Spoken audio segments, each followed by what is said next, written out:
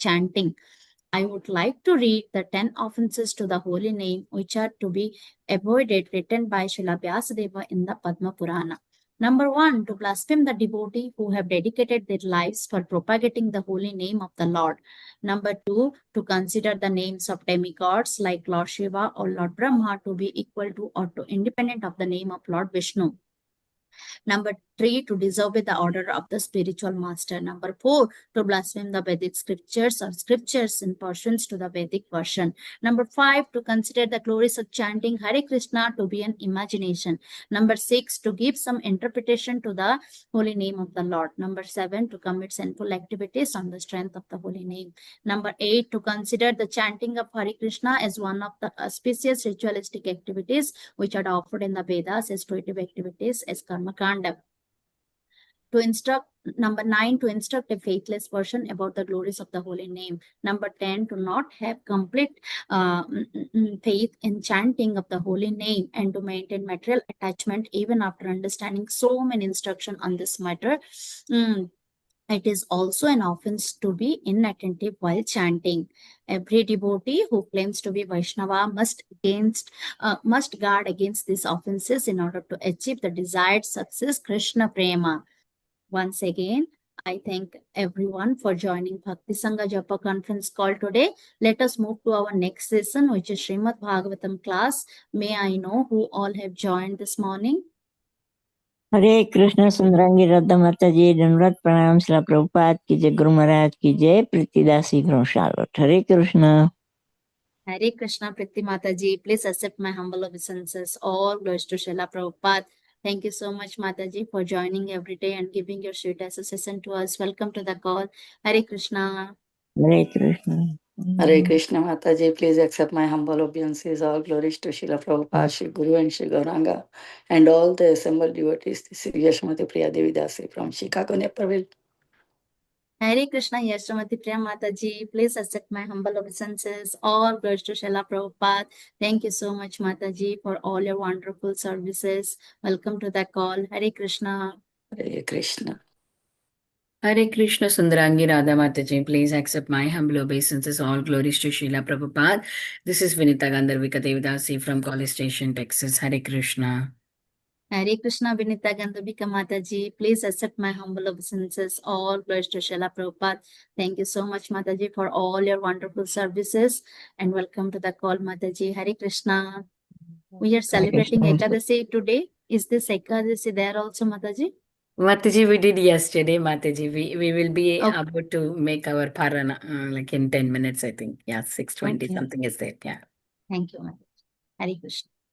Hare Krishna Sushmita Mataji, please accept my humble obeisances. All glories to Srila Prabhupada and Guru Maharaj, and all glories to all the assembled devotees on the call. This is Harita from Missouri City, Texas, Mataji. Hare Krishna. Hare Krishna, Harita Mataji, please accept my humble obeisances. All glories to Srila Prabhupada. All glories to all your wonderful services, Mataji. Thank you so much for joining the call. Welcome to the call. Hare Krishna. Hare Krishna Sundarangi Radha Mataji, Dhanvat Pranam to you and all the devotees. All glories to Prabhupada and Guru Maharaj. All glories to our Sanga devotee. This is Mohini Lakshmi from Detroit. Hare Krishna Mohini Lakshmi Mataji, please accept my humble obeisances. All glories to Srila Prabhupada. All glories to all the assembled devotee Mataji. Yes, thank you so much, Mataji, for joining the call. Welcome to the call. Hare Krishna.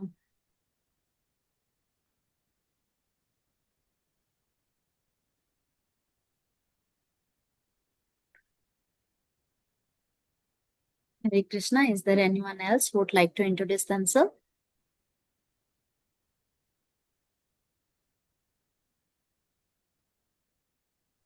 Good morning, Mataji. This is Balaram Nirthan from Los Angeles, California. Thank you. Hare Krishna Prabhuji, please accept my humble obeisances. All glories to Srila Prabhupada. Thank you so much, Prabhuji, for joining the call. Welcome to the call, Prabhu. Hare Krishna.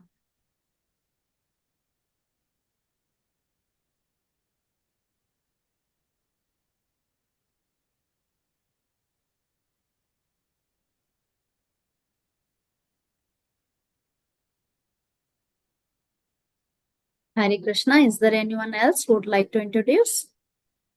Okay, Mataji, I will start the recording. Ayan will read And Prabhu will introduction. read. Yeah. Okay, Mataji. Hare Krishna.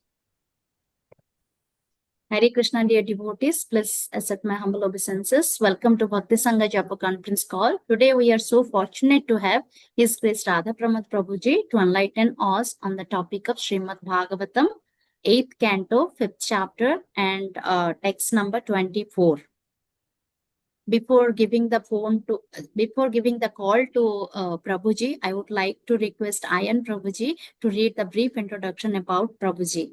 Hare Krishna Prabhuji, please accept my pranam. Thank you, Prabhu. Over to you, Prabhu. Hare Krishna. Hare Krishna Mataji.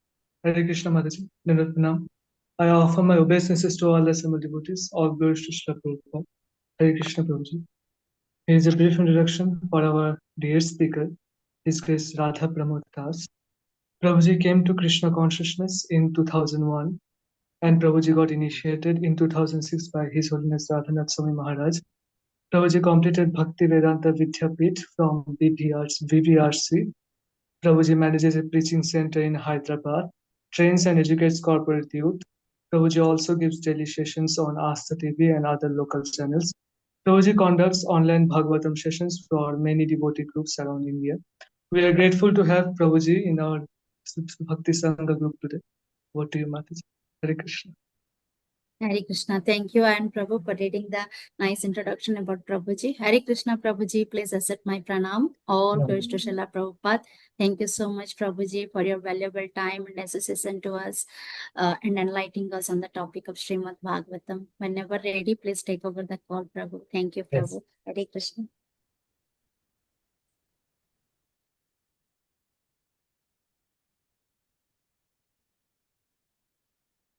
ॐ नमो भगवते वासुदेवाय। ॐ नमो भगवते वासुदेवाय। ॐ नमो भगवते वासुदेव। नारायणं नमस्कृत्य नरं चैव नरोत्तमं देवीं सरस्वतीं व्यासं ततो जयमुदीरये। नष्टप्रायेष भद्रेष नित्यं भागवत सेवया भगवतीरुत्तमश्लोके भक्तिर्भवति नैष्टिकी. We are reading from Srimad Bhagavatam, Canto 8, Chapter 5. The demigods appealed to the Lord for protection. Text 24. Sri Sukha Uvacha Iti Abhasya Suran Vedha Saha Devair Anindanam Ajitasya Padmasa Sakshraj Jagam Tasma Dagam Tamasa Param. Sukadeva Goswami said, Iti, thus, Abhasasya, talking, Sura, unto the demigods, Veda, Lord Brahma, who is the head of this universe and who gives everyone good sense in Vedic knowledge, Saha, with Devaihi, the demigods, Arim Danam, O Maharaj Parikshit, Arimdama, subduer of all kinds of enemies, such as senses. Ajitasya, the Supreme Personality of Godhead, Padma, to the place, Saksha, directly, Jagama, went, Tamasaha, the world of darkness, Param, transcendental to beyond.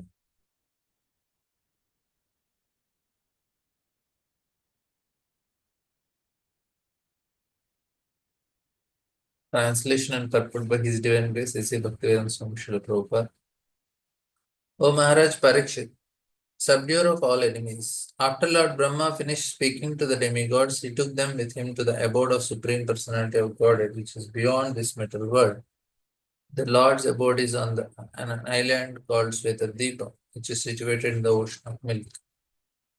But Maharaj Parikshit is addressed here as Arindama, subduer of all enemies. Not only do we have enemies outside of our bodies, but within our bodies there are many enemies such as lust, lusty desires, anger and greed. Maharaj Parikshit is especially addressed as Arindama because in his political life he was able to subdue all kinds of enemies. And even though he was a young king, as soon as he heard that he was going to die within 7 days, he immediately left his kingdom. He did not follow the dictates of enemies within his body, such as lust, greed, and anger. He was not at all angry with Manu's son, who has cursed him. Muni's son, who has cursed him. Rather, he accepted the curse and prepared for his death in the association of Sukadeva Goswami. Death is inevitable. No one can surpass the force of death.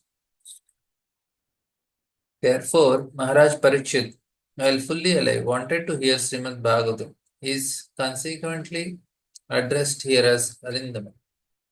The word Surapriya is also significant. Although Krishna, the Supreme Personality of Godhead, is equal towards everyone, he is especially inclined towards his devotees. Ye bhajanti tumam bhaktya maite deschapyaham. The devotees are all demigods. There are two kinds of men within this world. One is called Deva and other is called Asura. The Padma Puran states, Dau bhuta sargo lokesmin daiva asura evacha Vishnu bhakti smrito deva asurastat viparyed. Anyone who is a devotee of Krishna is called a deva, and others, even though they may be devotees of demigods, are called asuras. Ravana, for example, was a great devotee of Lord Shiva, but he is described as an asura. Similarly, Hiranyakashipu is described as a great devotee of Lord Brahma, yet he was also an asura. Similarly, therefore, only the devotees of Lord Vishnu is called asura, not asura. Lord Krishna is very much pleased with his devotees, even if they are not on the topmost stage of devotional service. Even on the lower stage of devotional service, one is transcendental. And if one continues with devotional service, he continues to be a Deva or Sura. If one continues in this way, Krishna will always be pleased with him and will give him all instructions so that he may very easily return home back to Godhead.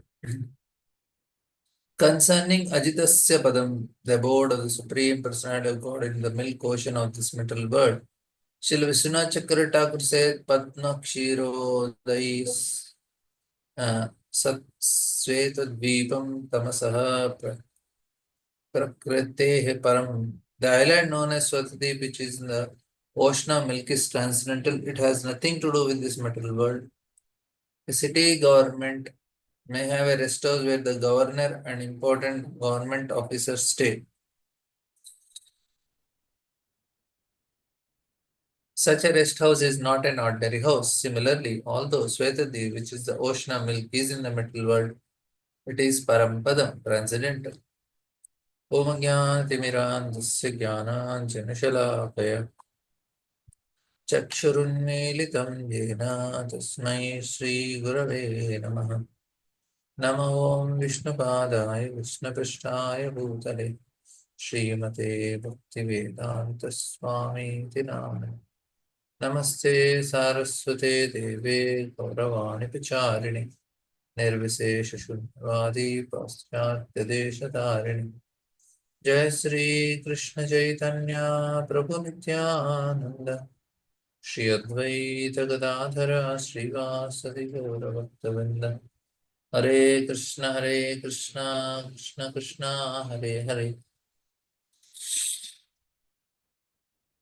Hare Rama Rama Rama Hare Hare Hare Krishna. I'm very grateful for this opportunity to speak on Srimad Bhagavatam. So this is a very important understanding. So we'll try to understand. Here the first para is talking about Prabhupada is talking about Arindama. That means subduer of all enemies. So enemies are not only outside, they are within also, Prabhupada said. So enemies within are such as lust, greed, anger. So these are the enemies, and so the Goswami subdued them. That's what Prabhupada is telling. So this is very important that we have to see that Bhagavatam is very clear about telling the truth and making us understand the important aspects of the absolute truth. It is not just some literature, some literature which is talking about dharma, artha, and kam moksha. No, it is very, very serious about making understand the truth. No dharma, artha, kam moksha. So it is only directly about Shuddha Bhakti. So we will see that this whole Bhagavatam is designed in such a way. And so when Sutta Goswami, he is actually, the question that was asked is most important for us. That is how to become happy. So Sutta Goswami told sages that he told them that there may be so many Puranas, but there may be so many Puranas. He told them Ganesh Puran, Shiv Puran, Devi Bhagavad Puran. And the questions that lay to the foundation of the Puranas is, in one way or another, issues a partial understanding of asking themselves. But the main question to which we should know is how to become happy. So that's why this Parikshit Maharaj, his story is so important. So I can ask many questions, but this is the most important question is, by controlling our mind and senses, we can be happy, and that too in a proper way. So he teaches us that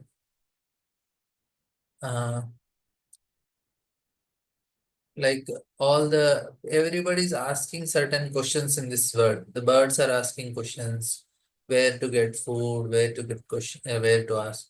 But here we see that the discussions that are happening, it is very important. So according to the question, answer will also come. So all the important things that are discussed here, very important. That why Bhagavatam is so important, because the topics that are discussed are also very important.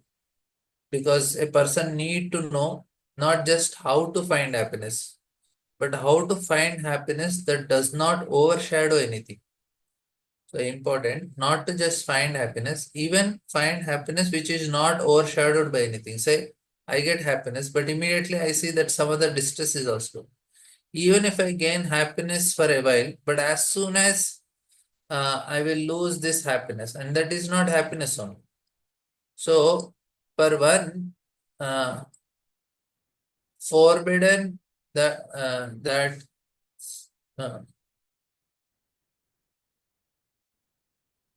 that I will lose him, I will already be unhappy. Say I am getting something, and if I am knowing that I am going to lose it, it is already unhappiness. People think that in order to be happy, a person should be always young, beautiful. But Taittiriya Upanishad says that if a person is young, handsome, rich, and rules the whole earth, then the happiness of this person is moved one unit. This is a unit of happiness. All the rest, old, poor, sick, ugly, cannot be really happy. But it says that this happiness is just one unit of happiness. It's not very high also. In accordance with this clarification, the happiness of the higher planetary systems is 100 times this unit of happiness. So they are explained that the level of happiness are experienced living beings that are in the material universe experienced at different stages is very, very high. Therefore, it is said that when a person reaches the awareness of God, his happiness goes beyond all measurement. So you understood the logic. So if I am young, I am handsome, I am very rich, and I am ruling the whole earth, then my happiness is one unit. And then if person is little old and he is not so handsome, not famous, not rich, and not controlling the earth, then that is not counted only. And then when you compare this happiness with Gandharvas, they are enjoying 100 times what we are enjoying. If I have this, then I am one unit of happiness. And then if I compare that with Gandharvas, they are 100 times.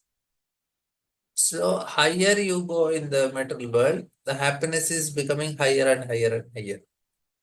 And when we reach the highest awareness of God consciousness, the happiness goes beyond all measurement units. His happiness becomes endless. So the same thing is what we need to understand. So the discussion is very important. Where can happiness come from in our soul? The mistake is that we all make it very, the mistake that we all make is very natural, a forgivable mistake, for which we pay actually very bitter enough. It is that we think that happiness comes as a result of contact of our senses with the feelings, with the objects of feelings. I will repeat. What we think that happiness comes as a result of contact of our feelings with the objects of feelings. So everyone makes this mistake. The child is programmed for this happiness. He crawls. Why the child is crawling? Even a worm also. Say you see some worms. They are crossing the road. Here they have grass and everything. Why the worm want to cross the road? Everything is there this side. Whole life it can spend eating all the grass and everything available here. But still it feels that there will be something more. That's why it crawls. The child is crawling. So now when the boy is crawling, now no one taught him that we need to put everything in the mouth for a child. He knows that because happiness is when something is in contact with my tongue. That's what he feels, the child. So this is the only happiness that is available to him or is understanding at that level. So then other feelings wake up slowly. So he begins to listen, he begins to smell, he begins to rejoice when he is, somebody is touching his head, he feels happiness. So he start developing other level of happiness slowly. So ultimately, as stated in Bhagavad Gita, antagatam. So this is this is very small amount of happiness, or it is flickering happiness. Buddhi, a smart person, Buddha means Buddha. Buddha means Krishna is telling that Adyantavantu Kaunteya Nateshu Ramate Buddha. Adya Antaha. This is the beginning and end. Nateshu Ramate Buddha means Buddha is a smart person. He does not strive for this because he knows that ultimately all this is not happiness in full sense of word, because that it has a beginning and end, because it is limited and the soul is limitless and she wants unlimited happiness. Now the problem is that we are enclosed in a limited material shell and cannot satisfy the most significant need of the soul, which is unlimited. So we are limited, soul's desire. So people are trying to enjoy their feelings. But the most amazing thing, most disgusting, most disappointing is that happiness passes so quickly. I am hungry and I sit in front of plate of prasadam. And within 3 minutes, there is happiness for 3 minutes, maybe 6 minutes. We try to stretch for 10 minutes also. But after 15 minutes, we are already done. I don't want to eat anymore because I don't want anything. All happiness is complete there. So, whereas the need for happiness is endless. That means I am trying to realize my need for endless happiness by touching the final senses with the final object of this world. And I experience disappointment. This is how it works. So it is explained how this happiness comes to us. So now, how does this happiness come to us? The so-called experience of material happiness is just some kind of reassurance of the excitement that arises in the mind. Because the mind calmed down for a while, we think happiness has come. When the desire rises in the mind, it takes on the form of certain focus of excitement. So the desire in the mind is a kind of wave. She begins to itch there. So the desire is itching us. I want to eat cake. I want to eat cake. So the desire is itching. The mind is excited. Today is Ekadasi, we cannot eat. So no problem. But still it is itching. So the mind is excited, no problem. Tomorrow morning I can break my fasting of Ekadasi with a cake. So the mind is itching. And excited and the person thinks, I need it. The stronger the excitement, the stronger the feeling of dissatisfaction. I want to watch some video and my internet is not working. So the stronger the excitement, the stronger the feeling of dissatisfaction. I say, oh my God, it's not working. What should I? At that very moment when I got what I get, the wave lives. That means I told her, any desire is like a itching or a wave. So now when I satisfy, the itching is gone. The wave is subdued. That makes the mind becomes calm and person thinks, ha, I got happiness. So this is actually what is happening to all of us. So anytime we are getting a desire, so after the class or now also before the class only you might have got a desire that once this fellow completes the class, I'm going to do so and so things. And you are very much waiting for the class to get over when this fellow will complete. So that is an itching. So as soon as I complete the class, then you feel very relieved. So what happened is that wave got subdued. The mind became calm and person thinks, I got happiness. But did he get happiness from the object or not? No. Because if this object could bring us happiness, it would bring us happiness all the time. But very soon it loses the ability to make us happy. Say, for example, I like mango. I have 20 mangoes with me. For example, I ate mango, 1 mango, 2 mango, I got pleasure, 3 mango, 4 mango, 5th mango also I got pleasure, 6, 7, 8, 9. Now when I am eating the 10th mango, will I get the same pleasure as the first one? No. Why? If mango gives pleasure, it should always give me pleasure. If mango is giving pleasure, 20th mango should also give me pleasure. If I am eating immediately. So if I eat throughout the day, I may get.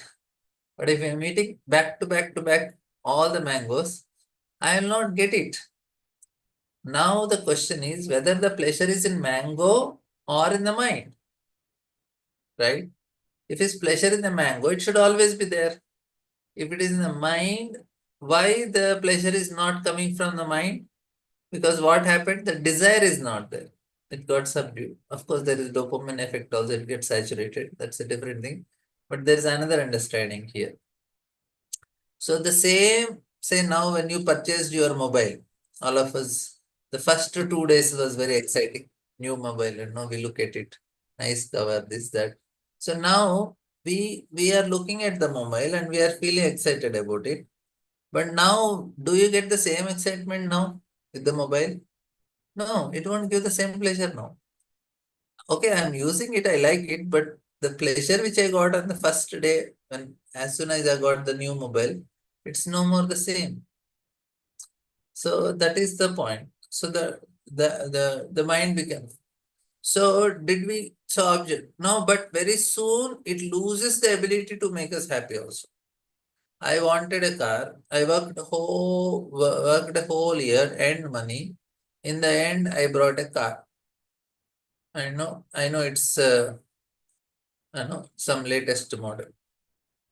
So once you brought, say, Mercedes, for 2 days I am very happy.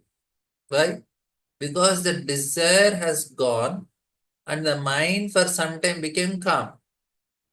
But when I see, then Tesla car, somehow mysteriously it ceased to bring me happiness. Why? Because it has never been happiness to me. So I start looking at another things. So there are the feeling of misfortune. So because it was if it is hot, like it is winter, when I went to a warm place, I feel very nice. Because it was cold, I felt warm. Now, if the warmth in itself could bring me happiness, then I would be happy all the time when it is warm. But it is not, right? Like now it is warm here. The fan is also there, but it won't work. Means still it is hot only. Sometimes it is like this because we are in Hyderabad. So it is not warm. If it is warm, warm should bring me happiness. No, in winter warm brings happiness, and in summer cold brings happiness. So it is, but this is just a certain illusion of some waves in the mind and soul, which contemplates all these waves are experienced in the mind. They interpret this. This is happiness. It is misfortune. But in fact, neither or nor there is happiness. So this is just, this world can give the soul a positive happiness because the soul, nothing in this world can give the soul a positive happiness. Because the soul does not contact with anything in this world. It simply observes what is happening on the screen of mind and identifies us with what is happening on the screen of mind and thinks that, oh, I am becoming happy. As a person who sits in front of a cinema. So this is what Krishna tells in the 18th chapter of Bhagavad Gita. So you might have remembered this. So when Krishna is telling that adhishthanam tada kartam karanam cha pratakvidaha, daivam cheshta, there are 5 causes of an action. So he says that first is the body, place, we have body, right? And then I need to have senses also to do an action. Senses are there. Then comes the prana. Now, this is important. Say I want to give a class. So I have a body and I have vocal cord ability to speak. Both are needed. So adhishthanam is there, karana is there. Now there should be prana also, the energy to do it. Very important. This now the scientists don't understand. They cannot understand also these things. Because they don't know what is prana only. For them, it is some chemicals that are released and some things are happening here, there. It is all chemicals. No. They may say it's electromagnetic radiations, this, that. No. See, they don't know the formula behind pain. They don't know why pain comes to a person. Like when our hand hits something or something hits our body, we fall on the ground, we experience pain. What is that pain? Is that part of the body, the pranavayu is not flowing. That is why it is pain. When prana stops flowing in particular part, that it won't, that we get pain. So now the prana should flow for the body to function, the senses to operate. Like if you see a dead body, in the dead body, body is there, senses are there. What is not there, that's it is not functioning. Prana is not there. That's why even though vocal cord is there, body is there, everything is there, prana is not there. That means the energy is not there. You're understanding? So you need to have body, you need to have senses, you need to have prana for the action to perform. And there is important factor is a daiva. The Supreme Lord should make it function like that. So when I am doing, it's Lord sanctioning, I am able to speak in a particular way, I have certain energy and I have a body. Clear? But there is one important factor. That is the soul, who is called, karta, doer. What doer? Body and the life, fairs and senses are all controlled by the Lord. Why the soul is called karta, doer? Because he thinks he is the doer. That is the problem. So he desires to do it. Lord makes everything happen. But this fellow watching whatever is happening thinks I am the doer.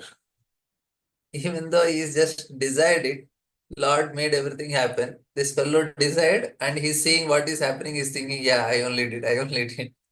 That is actually what is explained. So it is said that the soul has the ability to identify themselves with something else.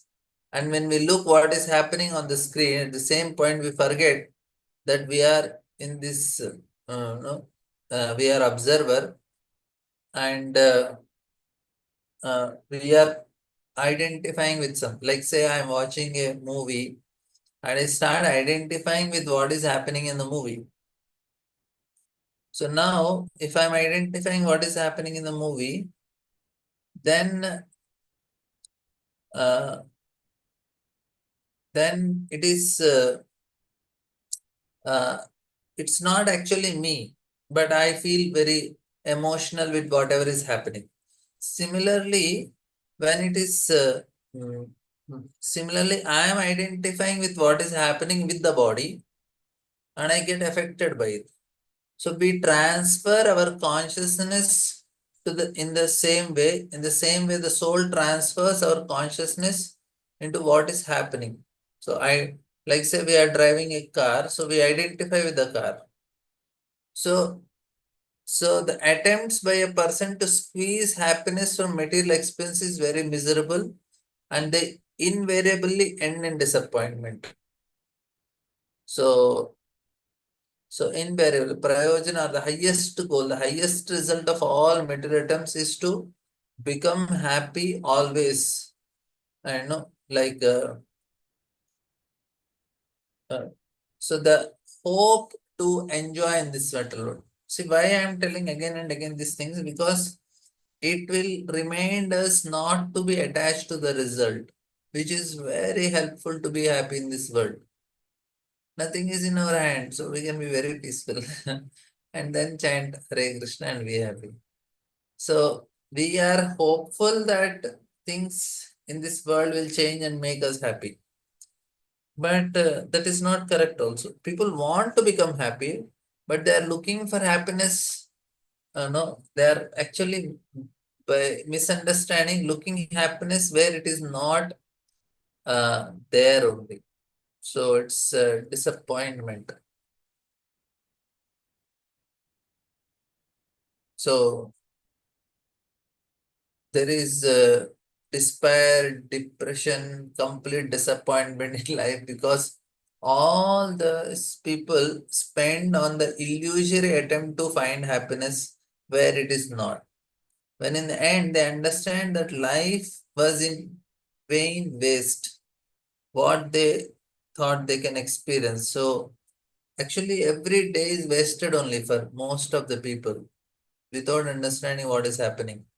Day after day, week after week, month after month, year after year, how much it is getting wasted. I know very fast the weekend comes. I don't know. Again, Monday comes again. I have to start my classes. And I think, okay, when weekend will come, we'll get a break. And then immediately weekend ends very fast. Again, the classes starts. So I have 3 classes in a day. And in between some other things. So I think Monday to Thursday, sometime Friday, 3 classes. It's like a duty. I feel, I have to give. Of course, I like doing it, but still. So then it goes very fast. So this is actually what is happening. So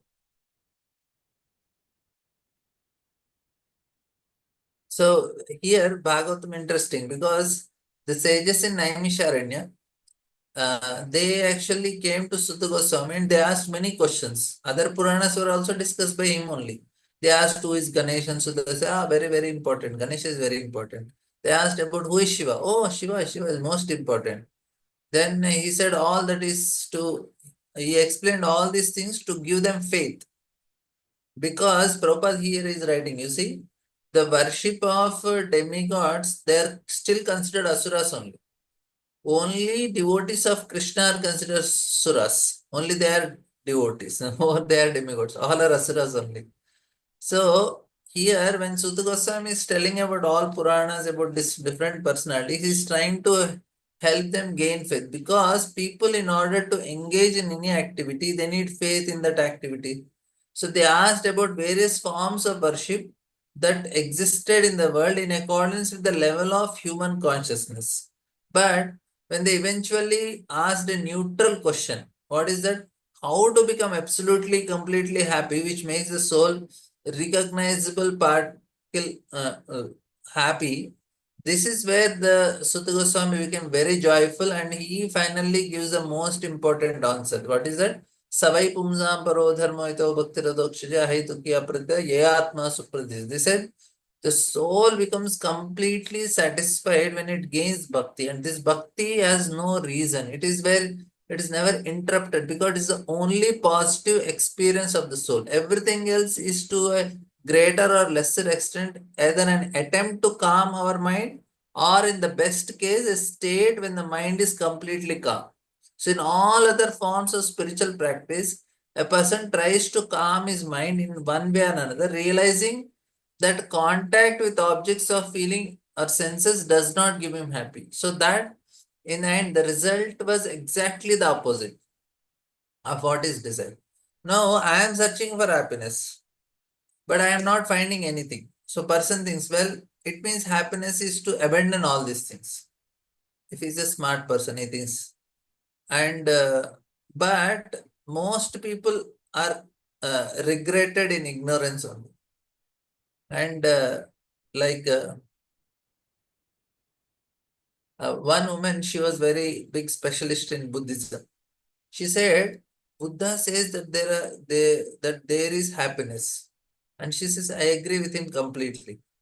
And he says that happiness is to get rid of all desires. And she says, here I don't agree with him. In my opinion, she says that happiness is to fulfill our desires. So we all have TV. I know this is a norm or a ritual or a sacred ritual for people to purchase things regularly in life. To be accepted in the society, we have to purchase things, even though we don't need. So all these advertisements make us purchase things, which we suddenly some fellow created for somewhere. He don't have anything to do, he created.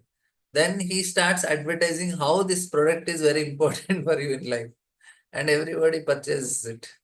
And this is actually what is happening. So this whole, if people stop purchasing, the whole economy collapses.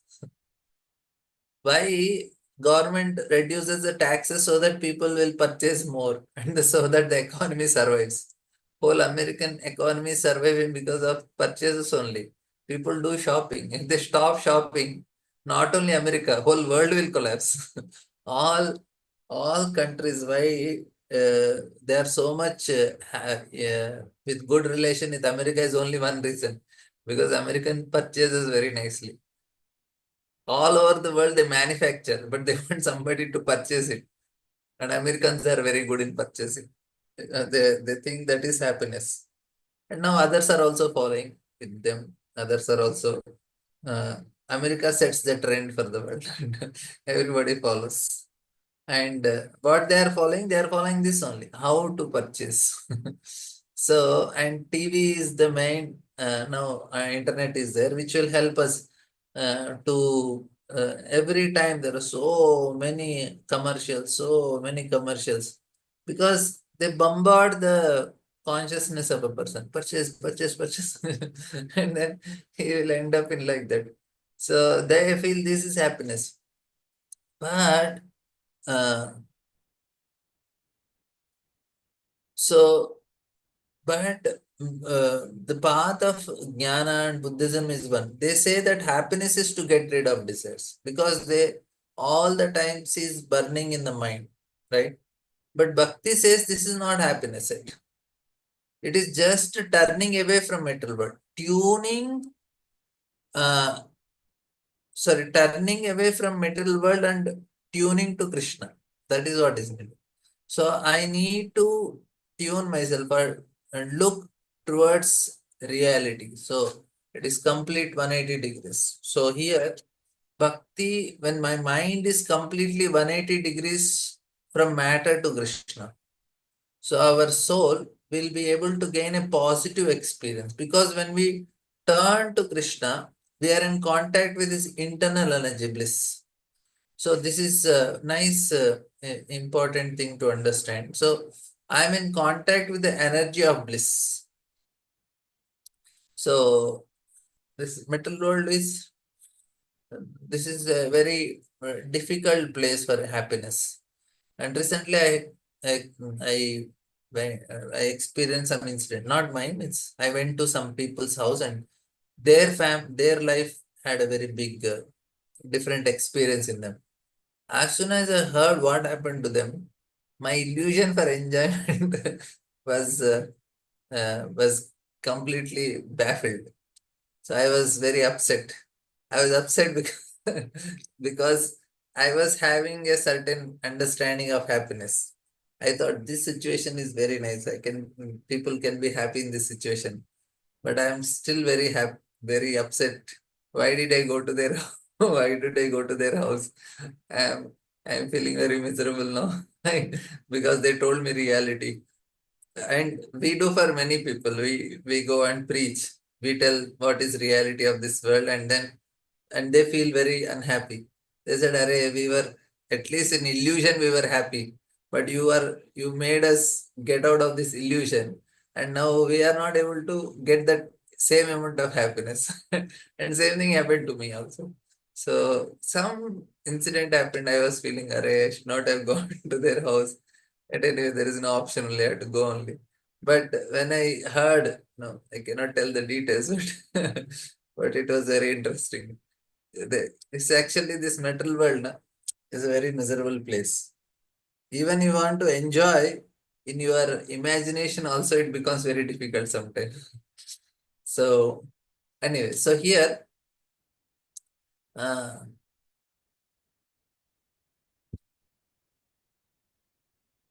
so we should gain immunity to passion and ignorance. Why it is so difficult for us to turn around? Because the gunas of passion, ignorance, they pull us.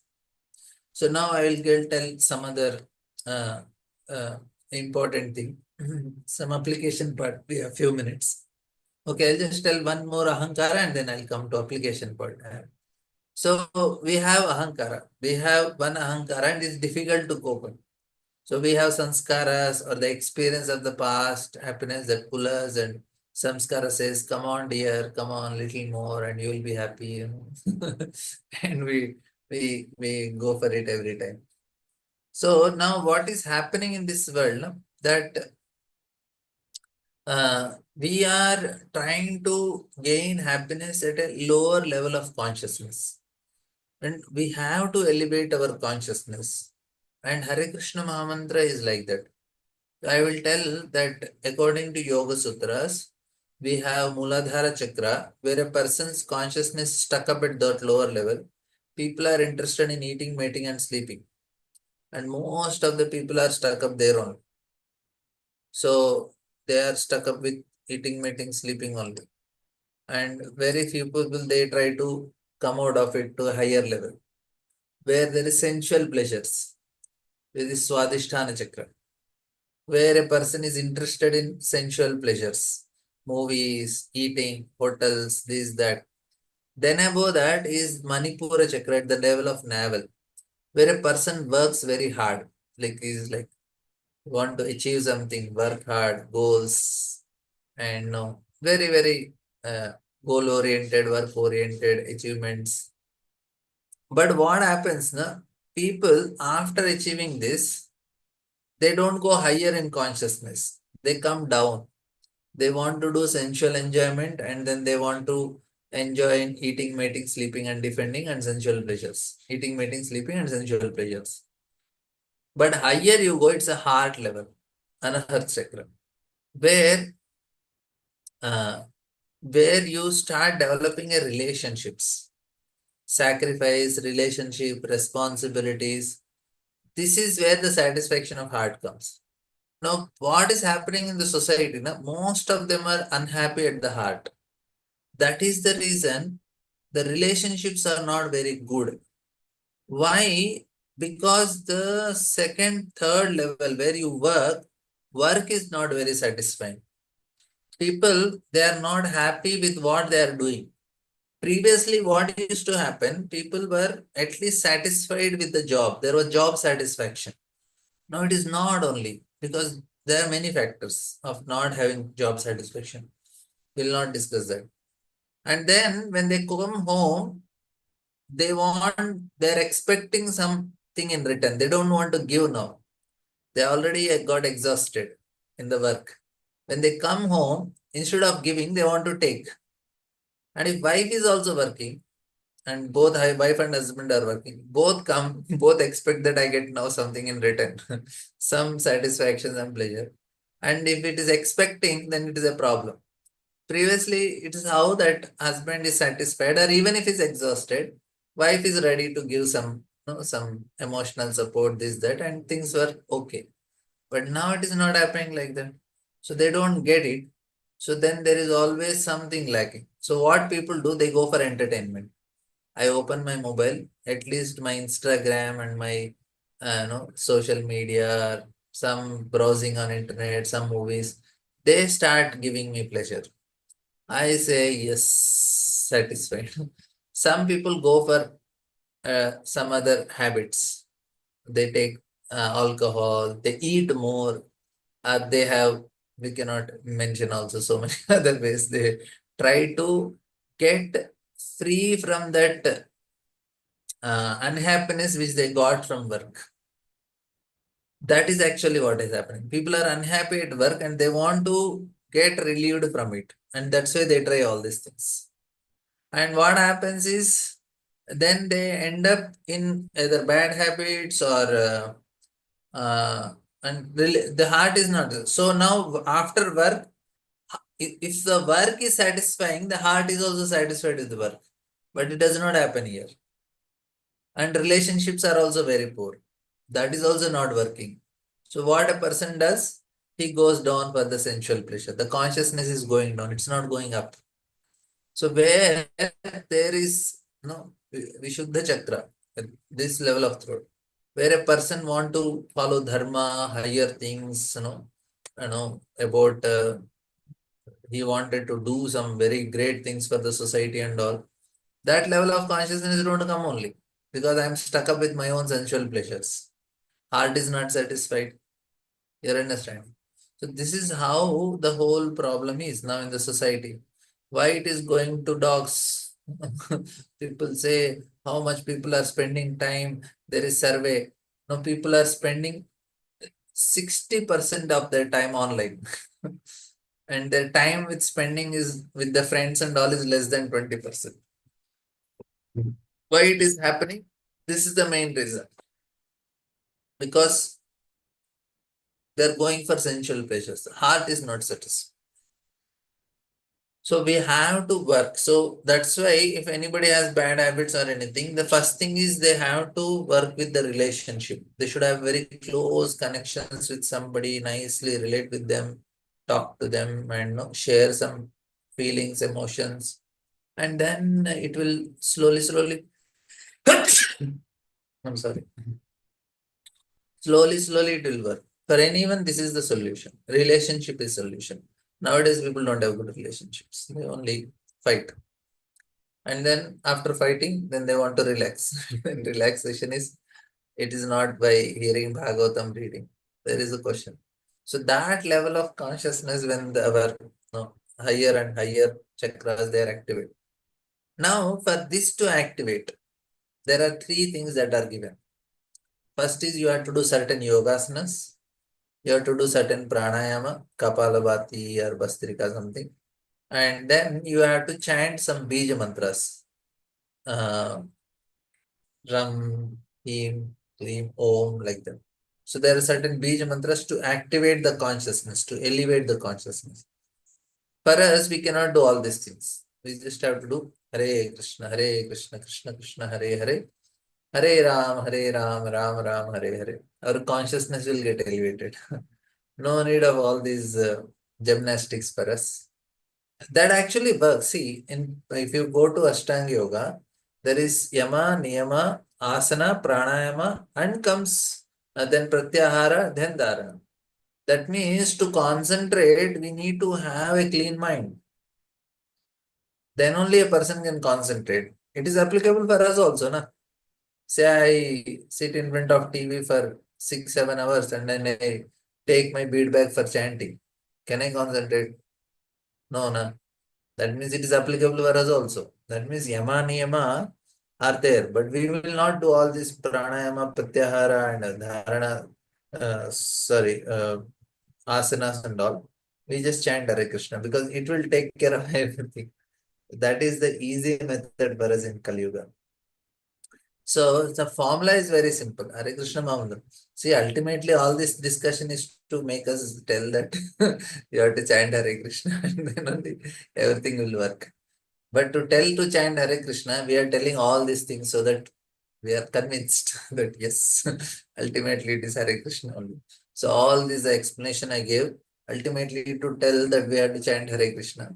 But if I just tell chant Hare Krishna, everything is over. Our class will be over in 2 minutes.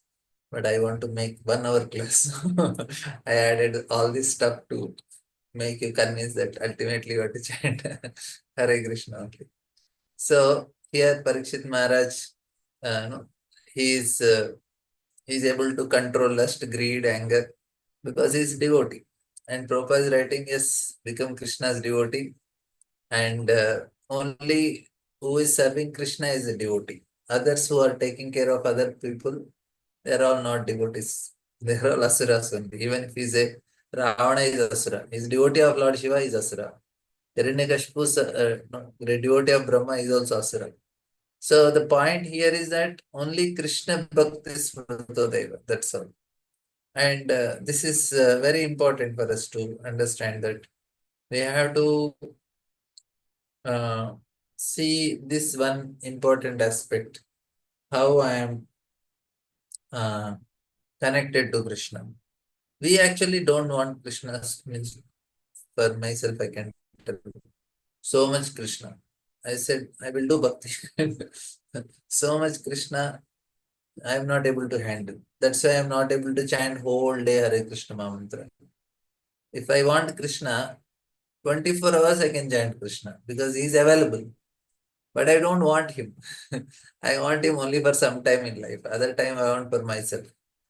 When I come to a stage where I am always wanting Krishna, 24/7 I want Krishna, then I can say, yes, I have perfected. So the perfection is when we are with Krishna all the time and then we don't have any problem with it. Now we have a problem. The whole day Krishna is a problem for us. It is very painful. What about me? I want some personal time. Krishna says, okay, take. At least chant for 2 hours. Remaining time you take for yourself. So 2 hours chanting, some class every day, some Aarti every day and Bhagavatam every day, and remaining time I will do whatever I want. So when we come to a stage where 24/7 without any break, I want Krishna, then we can say yes, perfection achieved. That is actually. So when we come to a stage of, at the stage of Nishtha also, person can, even though he may not want, but he can control his mind and do the same activity. Now I may not want, but I can do for some time only. After that, mind won't cooperate. But when we come to the stage of Nishtha, even if we don't want 24/7, but still we can do it. So the what is the minimum thing that we should achieve in this life is come to the stage of Nishtha, where we cross Anartha Nivritti, where Prabhupada is talking about this only. So when he's talking about that he did not follow the dictates of enemies within his body, such as lust, greed, and anger. So these are our enemies. So they are holding us from taking to Krishna whole day. We don't want Krishna whole day. That is our problem. We are Hare Krishnas only, but so when we give up this, when we are overcoming Anartha Nivritti, then it is not a problem. We say, yes, no problem. After this class is over, another class, no problem. After that, another class, no problem. Whole day class, no problem. So mind will cooperate. Now it will not cooperate. It will say, enough, I want to take rest or do something else. So whole day we cannot sit and hear. Whole day we cannot sit and chant. Whole day we cannot serve. We need breaks. So all these things is because, and that's why we have many, Prabhupada given many varieties. Navida Bhakti and 64 Angas, so that somehow or other always be in touch. Okay, you don't want to hear, chant for some time. I cannot chant now anymore. Okay, do some service for some time. Oh, service is difficult. Okay, no, go and sit with some devotee for some time, associate. So like that, we have many things to do and always be in touch with Krishna and perfect ourselves. So this is the formula for us. And last part, Prabhupada is talking about how in this material world also there is spiritual realms. 3-4 places where Mahavishnu is staying here, this material world. And one of the places is Svetadvipa, and where it is transcendental. It is nothing to do with material world.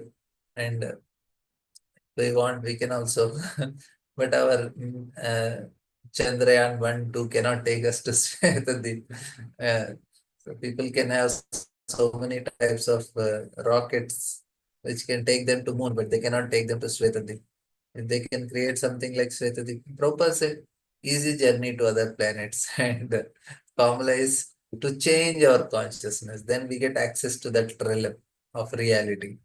Now we don't have access.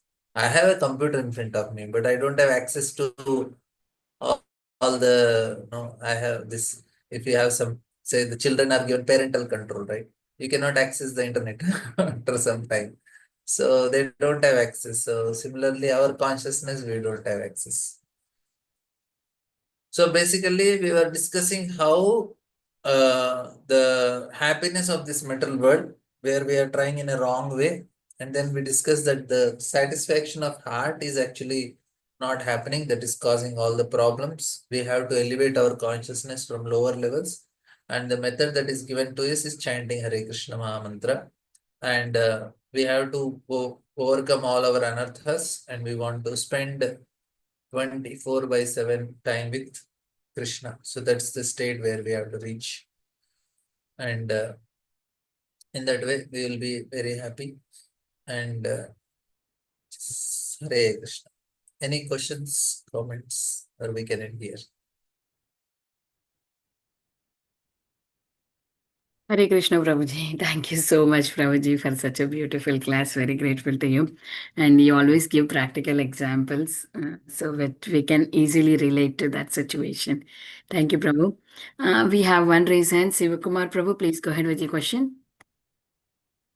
Thank you, Mataji. Hare Krishna, Prabhu. Dandavad pranams, Prabhu. Prabhu, one question, Prabhu, on the happiness. Thank you, Prabhu, for today's class. As always, very insightful. And at one point in the class today, you kind of beautifully summarized the current state of world. how the world is running. Thank you so much, Prabhu. Prabhu, one question, Prabhu. The material happiness that's experienced within the body, is it just the senses or the mind or the combination of both, Prabhu? It's a combination, bro. Some pleasures are with senses and mind, some are only with mind. Like say if I go and meet my mother, there is no sensual pleasure is there. She will cook something and I will eat. But otherwise also just meeting her is a pleasure at the level of mind. So when senses are satisfied, then mind is satisfied. So you experience some pleasure in that. So it's Prabhu, actually mind only ultimately, because at the level of senses also there is pleasure. Like say tongue when tastes, but ultimately the mind should get involved also in that. So, for example, I wrote an exam and I failed the exam, and now the other my friend, he came to me and said, "Arey, I Prabhuji, passed." your voice is kind of low when you use. after you put the Okay, now earphone. it is okay. So I talked to a friend, and no, he said, "Oh, I passed the exam. I am giving you cake. You eat." But I failed the exam. Now can I enjoy the cake? Cake is satisfying the tongue, but his mind is disturbed. So your mind should also get involved. So that time the sense taste buds are satisfied, but because mind is not getting involved, I don't get that pleasure. So mind should also, this is actually what is happening to present the society people. They are very unhappy, and because they are unhappy, and so many mental issues they are having, no matter how much they are going with sensual pleasures, it is not satisfying only because that back of the mind, that stress and that unhappiness is still lingering. So they are not able to really experience what they are doing. They cannot be in present. So if I want to enjoy something, I should be in present.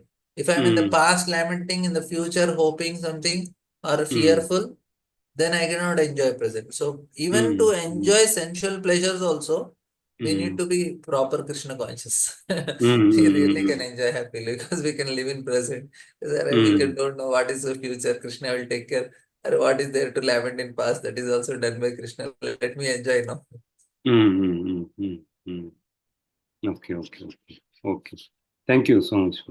Great. Correct.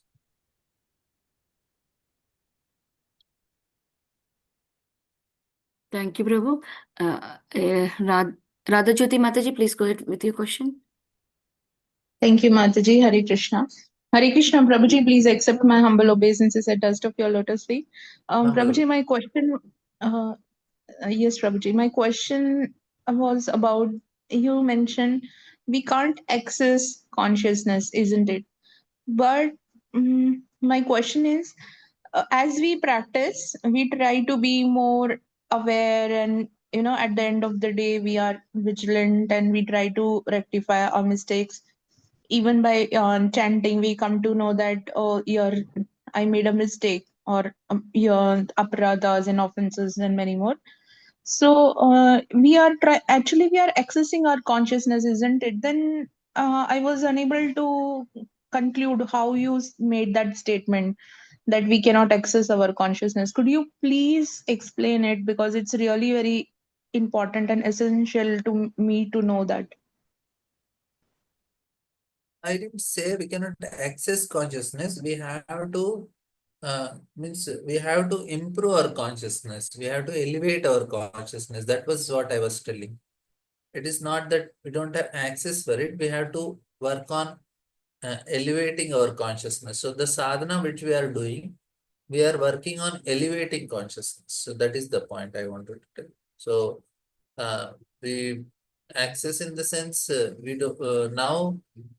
What is our consciousness is at what level we will know in our heart, and then we can improve it. That's actually all Krishna consciousness is working on consciousness only. We are trying to work on improving them, making it Krishna conscious. So that is the point. Is it, Prabhu, you were trying to give the perspective of the higher consciousness, what exactly has happened to our entire span of life, not just this life. I mean, from million of lives that we are traveling and we are here in Kali Yuga. Is that consciousness you are referring to? Because you made a We mean statement. I wrote a note. really. Means I might have said some means basically we don't have access for all the things. Of course, that is there. Whatever we had previously and all, we don't have access. But now we have control of to some extent we have control what we want to do. So that is where freedom comes. So we have some level of we can work on consciousness. Otherwise, there is no point in Bhagavatam, Bhagavad Gita, because we have that freedom, and the freedom is to change consciousness only. Maybe I And made a wrong statement. I forgot means what I made also. no. But I just read that paragraph again. I think you were referring to entire span, about millions of lifetime. That, I mean, you must have referred to that. I'll hear it again. And Prabhuji, you mentioned about the triggerness, when we see. So let's take an example. Say if I am going somewhere, say if I am in some shop and I see that people are eating ice cream, and I just feel that, okay, I have not eaten ice cream for such a long time, say 5 years, so let me have it. And then I buy it, and it was not my desire, but I saw and then I felt to, okay, I didn't had, so let's have it. And I did enjoyed eating it. So my question to you is, there was no desire, but when we see people, then the desire is borrowed, it was not my trigger. So this is very crucial. We cannot, this is just entire day, millions of thoughts are running, and then we don't know how many decisions we are making and we are not making. It's affecting my consciousness and practice of this devotion. Then what, the definition of trigger that you mentioned, could you elaborate it for me? actually, what happens now? There are desires inside, so they are very dormant. So when you get that trigger, that desire which is inside will come out. Otherwise, it won't come out. So you already have experience of eating an ice cream, and you remember the pleasure of that ice cream also. That is the reason trigger happened. Say somebody is eating some other item from some Amazon forest, which you never saw, which you never heard, and which you never tasted, and they are sitting and eating. So immediately, if it is related to something which you have seen, then only it triggers. Otherwise, it won't trigger. So for you, you have experience of ice cream. You enjoyed ice cream, and you have good sanskaras about ice cream. That's why it triggered. So now I have experience of some movie or something. So suddenly I open internet and I get in the YouTube. I am watching some video and some other recommendations are there. And if I like that hero, if I like that heroine or whatever, immediately I get the desire. Maybe let me see what the latest what this fellow is doing. So the trigger comes only when I already have that experience of it. Otherwise, it won't come.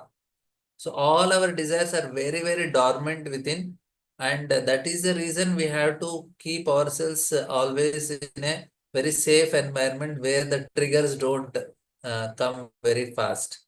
So we should avoid some places. Some people have very great weakness with internet. So they should avoid it because it triggers them to go for all sense pleasures. Some people have with food. Some people have with bad associations. Some people have so many impressions we have where we are vulnerable to get our dormant desires back. So we have to avoid such situations. It's not that we don't have desires. All desires are there. Only thing is we have to make them more go lower and lower. It should not bring them up like that. And Prabhuji, one last question. So Prabhuji, for 24 hours, we actually make a decision that we don't want Krishna in a subtle way. I mean, in dormant way, we are saying no to Krishna, isn't it? Even though we are But trying to practice or Yeah, we want, see, overall we want Krishna only, but we are not able to handle it so much. That's the problem. See, 24/7 we have a desire that we want Krishna, but we are not able to handle it too much. Our mind is not taking because we have all these lust, greed, pride, anger, anarthas are there. That's why it is not able to handle. We have a desire, but we are not able to handle it because of anarthas. That is the point. So more we practice, the anartha goes, and then we'll be able to chant. That is the loop that we have to look forward, Yes. isn't it? Thank you, Prabhuji, and eternally grateful to you for your patience to answer me. Thank you so much. Correct. Hare Krishna. Thank you, Prabhuji. Hemangi Gopeshwari Mataji, please go ahead with your question. Hare Krishna Mataji, thank you for giving me the opportunity. Thank you, Prabhu. It was a very, very beautiful class. Just two questions. One is you mentioned that one feels pain when there is no prana vayu in that area. So what is this prana, Prabhu? Is it soul or is it something else? Actually, the soul connects to the body through pranavayu. So the energy of the soul will be transferred to the body through pranavayu. Prana, panudana, samana, vyana. And there are nadis. So that's where the energy comes to the body. Soul, how does the soul gives the energy? There should be some medium. Na? The medium of the soul to give energy to the body is through pranavayus. So like say somebody get paralysis. He has the body, he has a hand, but it does not work. Why? The prana is not flowing in that. So the soul's energy is not going to that part of the body. And as a person becomes older, this pranavaya is becoming weaker and weaker. That's why he is not able to move his hands and legs properly. They are getting arthritis and all these things is because the prana is not functioning. It's becoming very old. So basically, the soul's energy, the way the soul connect to the body is through pranavaya. And the nadis and all which transfers the energy like that. Okay. So Prabhu, this is like an Ayurvedic understanding. Is that the way it is? This is Vedic understanding. Okay, Prabhu, thank you so much. One more question is that when the desire, like, is the soul desiring and also experiencing pain and pleasure? See, basically soul has one desire, that is I want to enjoy. It does not have any specific desire. Mind has a specific desires. It all has, the programming is done, the program is already run to the mind. So the mind is now in a very wrongly programmed because of the desire of the soul. Soul does not say, I desire to eat mango, I desire to eat this. No. What happens to the soul is in general desiring to enjoy, and it got a wrong programming with the help of this mind, and mind desires all these things because all the impressions are there in the mind. It says, I can enjoy in this way also, this way also, this way also. I can become president of America also. I can become, I can become film star also, pop star also. I can do this. So all sorts of different enjoyments, different desires are in the mind, not in the soul. Soul has one desire. I want to enjoy, that's all. So now when we are chanting, so first what we do, we start purifying all the desires of the mind. Then slowly we are telling to the soul also. Maybe you can also rethink about your desire. I think you can serve. So when we chant Hare Krishna, initially our mouth we are telling Hare Krishna. Then with mind we start telling Hare Krishna. The meaning of Hare Krishna is what I want to serve. My dear Lord, please engage me in your service. So we are trying to serve the Lord. Then comes the soul starts chanting. Soul also says, yes, I also want to serve Krishna, like that. So now that desire is there to enjoy, and it is, so mind is a medium for the soul to enjoy in this world. It is not the soul's desire. These are all not soul desires. These are all mind desires only. People say, no, my soul is satisfied. No, your mind is satisfied. Soul will never be satisfied. It's only just frustrated inside. I hope you understand. Yes, Prabhuji. Thank you so much. Hare Krishna. Alex. Thank you, Prabhuji. Hare Krishna. Bala Prabhu, please go ahead with your question. Thank you, Prabhuji. That's a very nice class. A lot of great points. Appreciate your patience answering questions too. Thank you. So my question is, I think there is a sloka in Sanatana Goswami, I guess. Mind is in the mantra, mantra is in the mind, or mantra is in the mind. It's seamlessly, they both go together, and then 24 hours you would like to relish. That's what I recollect. My question, though, is when Krishna consciousness improves, goes to higher level, Bhagavan Krishna also talks about 9.27, right? Yat karosi, yat asnasi, where whatever you do, whatever you eat, is just going to be offering to him. So that level of maturity comes through sadhana, I guess, right? How do we, is there any ways to reduce the time to go there? Because sometimes it takes a long time, right? The sadhana every day doing it. So how do you reduce the time to improve the consciousness? First thing we should understand, bro, the process is simple, but our mind, the problem which have is very complicated.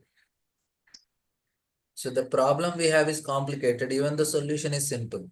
So you have to have patience. This is bad news for us. So another thing is, Yat Karosya Dasnasi is actually not highest. Before that verse is highest. Patram Pushpam Balam To Yome Bhaktya. Krishna is telling one leaf, one flower, one fruit, enough, but with devotion. And after that, Shloka is telling, Are, whatever you do, offer to me, whatever you have done, everything you give it to me. But in the previous shloka, he guarantees that Ashnami, I accept. And in this shloka, Yat Karosya Dasnasi Jihos Dadasyat, Tat Kurshva Madarpanam, he's telling you offer to me, but he is not guaranteeing that he will accept it. Because to offer everything is easier. To offer with devotion is more difficult. So Lord is telling, offer with devotion, I'll accept. You offer everything, I will not take, because what is there? There is no devotion in it. The more important is consciously doing an activity is more important than offering the result to Krishna. I see. Yeah. So if you are becoming more conscious, then you will achieve what you get everything very fast. And it's very difficult, but being conscious every moment. And Krishna consciousness is moment to moment. It's not that today you did and tomorrow you can relax. No. Every hour you have to do. Every hour being conscious, then we can make it very fast. So I think that makes sense where how Rajavasi has that 24/7 then. Right? Even Yashoda, when she's in presence of Krishna, Krishna goes away during the day, and then they were longing for Krishna to come back, right? So what you're saying is when we have that moment to moment consciousness raised, it's kind of chicken and the egg, sort of, right? Which comes first? The longing comes first, or putting yourself into the place, in Vrajavasi's place, comes first? Actually, Vrajavasis Prabhu, they are very, very highly conscious. Now to Mother Yashoda, we cannot imagine amount of energy and intensity she needs because she has to control the absolute truth only. Krishna is absolute truth. If parents, they have experience, the child is very restless and very active, mothers, it becomes very difficult for her to handle. She needs so much energy to handle, take care. And if your child is absolute truth, that to Supreme Lord, what quality of service, what quality of consciousness, what quality of attention you have to give to handle him. It's not something ordinary. They are very, very conscious because Krishna expectations are very high. Even small children expect so much. What to speak of Supreme Lord? Everything comes from him. So it's a very tough thing to handle Krishna. It's not easy. We want to go and directly deal with Krishna first. We cannot handle people in this world only. So it's a big achievement, big thing. Very nice. Thank you. Thank you, Prabhuji. I appreciate that. Right. Hare Krishna. Thank you. Thank you, Prabhuji. Radha, no, we will take Sindhura Mataji's question and then we'll go to Radha Jyoti Mataji's question because she already had one question. Thank you, Mataji. Hare Krishna. Hare Krishna, Prabhu. Please accept my humble obeisances. Very, very, very beautiful class, Prabhu. I don't know, I can continue. I know you said all of us have that mentality where we cannot continue to hear, but your classes are amazing. Everything is like a silver bullet to our heart. You know, it clarifies so much. I just had one question. I actually had two, but I think I know the answer. So I'll ask the first question, Prabhu. When you said that pranavayu part of it, right? Whenever there is no vayu passing through that bodily part, that is when, you know, you experience pain. I'm trying to extrapolate that information further into dying, right? Is that why people say when you die, it's very painful because it's leaving the body? Okay. Mataji, that is true. I wanted to add that point. I forgot. Thanks for adding that. Yeah, that is how the pain comes for a person. Okay. That is actually because why the pain is because we are separating, we are removing the prana from the body. It gives that excruciating pain. Okay. Thank you, Prabhu. Thank you for clarifying that. My second question is what Hemangi Gopeshwari Mataji was asking about the mind, right? We say the soul is Satchit Ananda and it knows everything. This Bhagavad Gita, Bhagavatam, Krishna, everything it knows, but because of the contamination of the mind, it is avidya is covering it, and that's why it's not able to understand. But my question is, I think it is very difficult. I know people say don't ask that question, but I still want to get an answer from you, Prabhu. Why in the first place did it get contaminated, right? I mean, it knows that Krishna is my only source of happiness. Where did that first desire come that I want to Lord, right? That is also a contamination only. If I'm in pure consciousness, if I was in the spiritual world, why did I mean, it's not right to answer. I know I shouldn't be asking this question, but I'm still curious because I still am not clarified why I got that first desire which covered me and which put me into this world, right? We were never in the spiritual world, Mataji. We are in the material world only. We have to go there. I see. Very satisfying, Prabhu. Thank you. My years and years of question you clarified in 1 minute. Thank you so much, Prabhu. Hare Krishna. And one more question, Prabhu. This Radha Jyoti Mataji was asking about this ice cream, right? That is what we refer to as bija or kuta, which will also get destroyed by chanting the mantra, right? Yeah.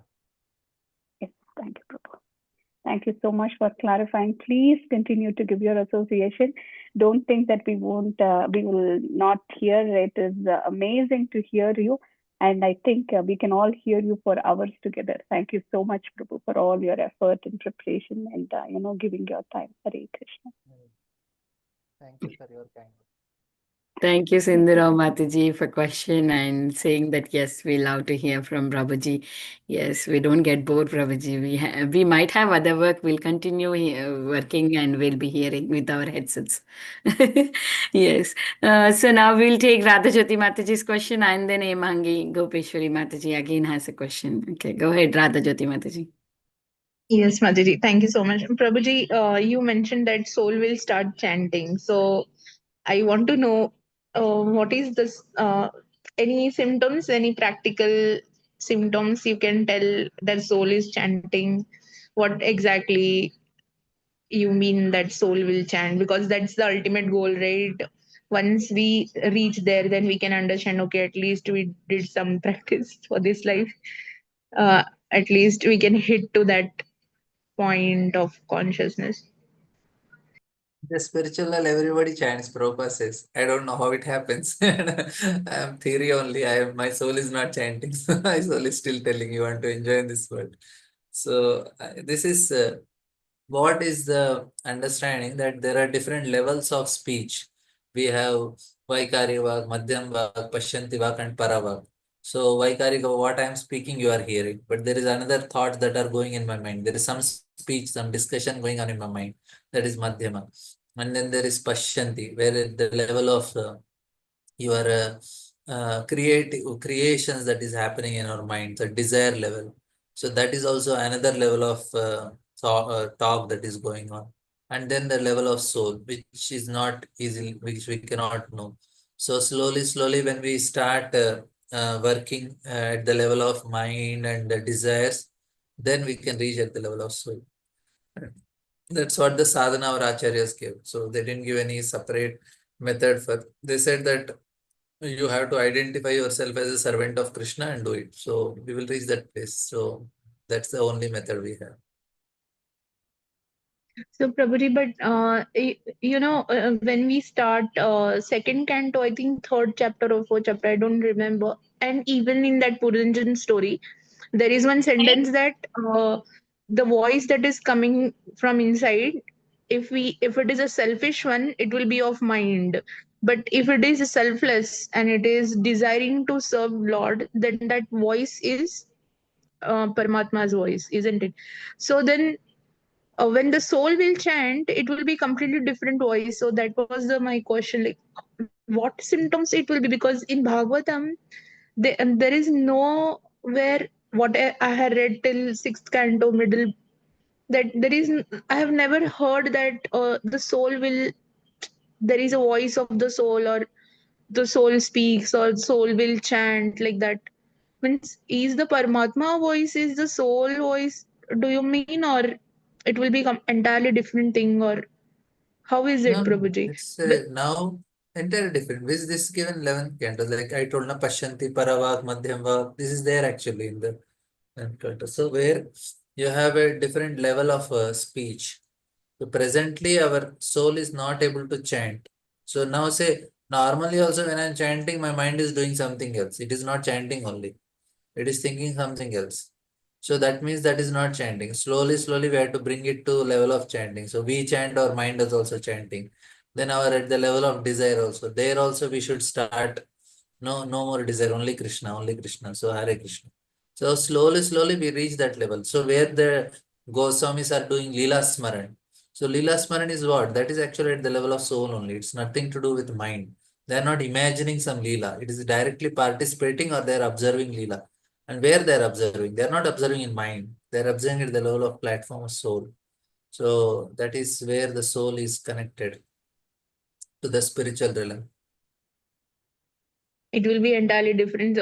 So if right now at least we synchronize our mind, intelligence, and ego in the service of Lord, that is also a great achievement for this lifetime. Yeah. Is my understanding correct? Okay, Yes, Prabhuji, I'm yes. eternally grateful to you, Prabhuji. I'm really eternally grateful to you for all the answers. Thank you so much. Hare Hare Krishna. Thank you, Mataji. Hemangi Gopeshwari Mataji, please go ahead with your question. Hare Krishna, Mataji, thank you. Hare Krishna, Prabhu. One more question just along the discussion which is going on. You mentioned just now with Bala Prabhu that devotion is more important than devotion. Giving things to Krishna with devotion is more important than just offering something. So how do you chant with devotion, Prabhu? What is the key there? You're asking right question to wrong person. Myself, I'm struggling, but I'll tell the answer as a theory. So we have to be conscious. I want to have Krishna. I want to serve Krishna, and feel for him. That's actually what he's expecting, because the sound vibration which we come from our mouth, na, it is not very pleasing to the Lord, because the Lord is hearing very beautiful voices, very beautiful songs, very beautiful melodies and all. So what is the sound that is coming from our mouth? So it's not what the sound comes, it is a feeling that actually what he is waiting for. He's interested in our with what emotions we have.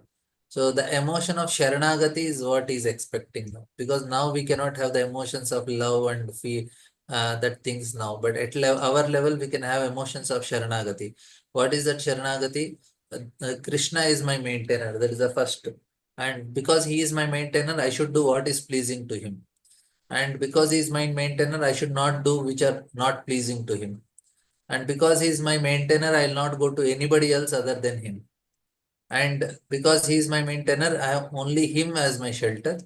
And then I feel that he should pity on me. So these emotions are what we have to develop when we are chanting. These are called emotions of Sharanagati. So Bhaktivinoda Thakur, he wrote whole songs on each limb of Sharanagati. And where if you want to meditate on it, you can go to each song and how he is taking each aspect of Sharanagati, and he is writing a prayer, and by meditating on it, it will help to develop that feelings of Sharanagati. Okay, Prabhu. So slowly, it's a conscious attempt to move in that. Conscious of being a Sharanagati. Krishna is my maintainer. He is only my maintainer. So from there it starts. Thank you so much, Prabhuji. Very helpful. Hare Krishna. Wonderful, Prabhuji. Thank you so much. Shamagauri Mataji, please go ahead with your question. Hare Krishna, Prabhuji. Please accept my humble Hare Krishna. obeisances. All glories to Srila Prabhupada. Thank you so much, Prabhuji, for the wonderful class and very beautiful answers, Prabhuji. And thank you so much for talking about the mind. So you were saying about the mindset of husband and wife, how they want to seek the pleasure, like how the son is seeking the pleasure through mind. So, Prabhuji, how the mindset of the students, they are supposed to study and get the good grades, but instead they keep playing on these gadgets. So, what is the mindset? Also, you said the majority of the people, they spend 60% of their time on the screen.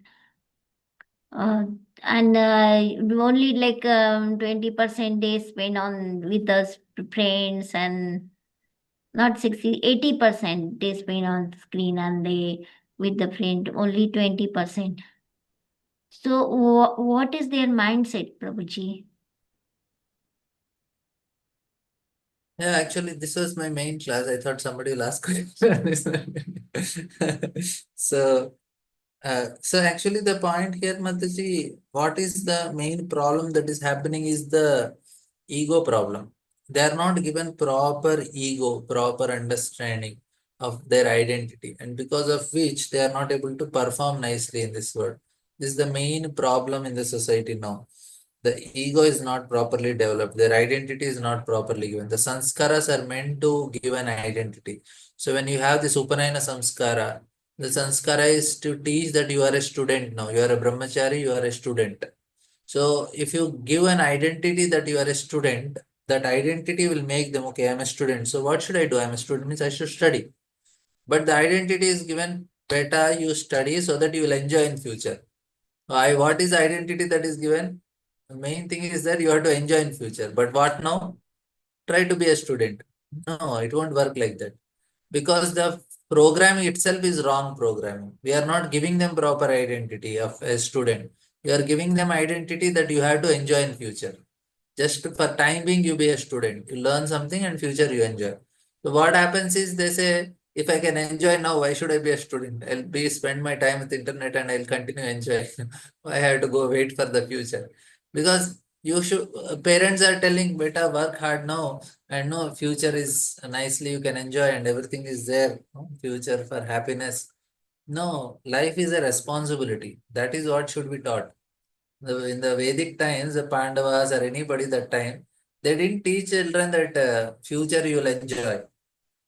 The main training that is given is take responsibility. Life is a responsibility. Enjoyment is part of it, but most importantly, responsibility. Like say if previously, like if a boy is married to a girl and he has a children, for him more important is responsibility, and along with that he will get that pleasure of children, wife. The pleasure is there, but he knows this is a responsibility for me. Life is not enjoyment, life is responsibility, and along with that, by doing that responsibility I get pleasure also. But now people don't want responsibility, they only want pleasure, because that is the training that is they are getting. That's what they are telling. Parents themselves, they are not taking responsibility, they want to enjoy.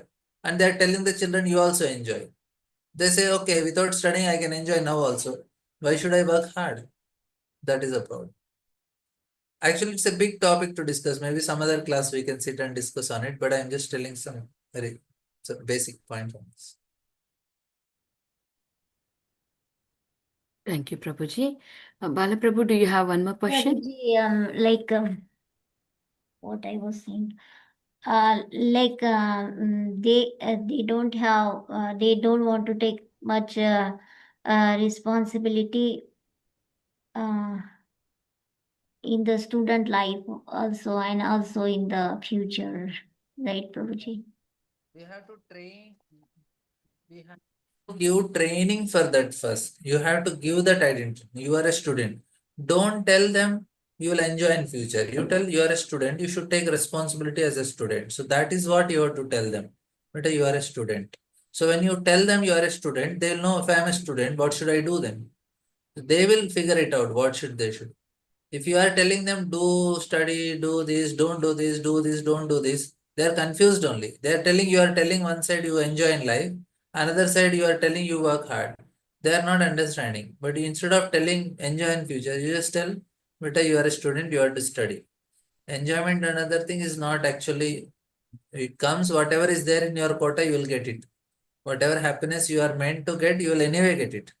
It is destined only. Even if you work hard, if it is not there, you will not get it. You will not win the World Cup or any cup or medal if it is not there in your destiny. But if it is there, you get it. But working hard, taking responsibilities in our hand. So that's actually what you have to tell. So you tell them, I will work hard, you also work hard. Let us work hard and make our life very good. Make our mind peaceful. So this is what you have to train. Slowly, slowly, maybe we have to figure out how to convey him this point.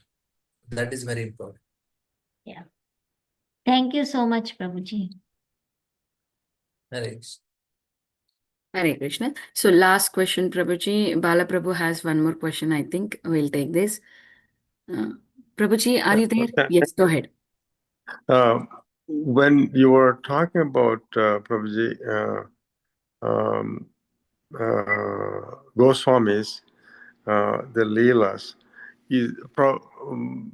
in a different context, in Srimad Bhagavatam, I think Prabhupada explains about one Brahmana from South India. He was doing the manasika seva, right? He was offering to Vishnu, and he felt burning in the finger, right, when he was touching the paisam, I guess. That is not at the soul level, that may be at the mind level, that offering, or both. Yeah, this is that is completely at the level of soul only, bro. He is completely absorbed in it. So his soul is also tuned to it. So that's why it is happening. For us also, we can do some meditation, but it will not last for long. We can also do like that. But thing is, our mind get distracted. So when your mind is not get distracted, then you can know that the soul is in tune with it. I see. Okay. Wonderful. Jai. Thank you, Prabhuji. I appreciate it. Thank you, Prabhuji, for patiently answering all the questions and beautiful class. We would love to hear from you again and again. I would like to offer my obeisances to you and all the Vaishnavas assembled on the call. Vancha kalpatarubhyasya kripa sindhubhyo patitanam pavanebhyo vaishnavebhyo namo namaha. Nityamurti Vaishnav Vrinda ki jai, Srila Prabhupada ki jai. Radha Pramod Prabhuji. Radha Pramod Prabhuji ki jai. Jai. Yes, Radha Pramod Prabhuji ki jai. Radhe Radhe. Gauranga Nityananda. Radhe Thank you Radhe. everyone for joining to the Radhe Srimad Radhe Bhagavatam. Radhe. devotees. See you Radhe tomorrow. Radhe. Hare Hari Krishna. Bol.